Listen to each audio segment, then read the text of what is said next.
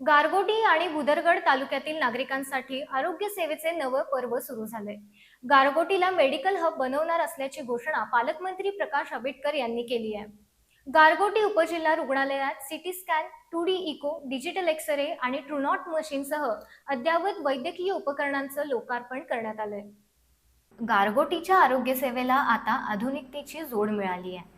पालकमंत्री प्रकाश आंबेडकर यांच्या हस्ते गारगोटी उपजिल्हा रुग्णालयात अत्याधुनिक वैद्यकीय उपकरणांचं लोकार्पण करण्यात आले। CT scan, 2D echo, 3MA digital X-ray आणि ट्रूनॉट मशीनमुळे गंभीर आजारांचे निदान आणि विविध वैद्यकीय तपासण्या आता गारगोटीतच उपलब्ध होणार आहेत। यामुळे भुदरगड आणि परिसरातील रुग्णांना तपासणीसाठी कोल्हापूरला जाण्याची गरज कमी होणार आहे। गारगोटी उपजिल्हा रुग्णालयाचे 50 वरून 100 बेडमध्ये श्रेणीवर्धन, कॅथलॅबची सुविधा आणि 15 ऑगस्ट नंतर मोतीबिंदू शस्त्रक्रियेची सुविधा सुरू करण्याची घोषणाही पालकमंत्री आंबेडकर यांनी केली। गारगोटीसह राधानगरी, सोळपूर आणि तारळे इथल्या रुग्णालयांचेही श्रेणीवर्धन करण्यात येणार आहे। गारगोटीला मेडिकल हब बनवण्याच्या या निर्णयामुळे ग्रामीण भागातील नागरिकांना दर्जेदार आणि अत्याधुनिक आरोग्य सेवा स्थानिक पातळीवरच मिळणार आहे।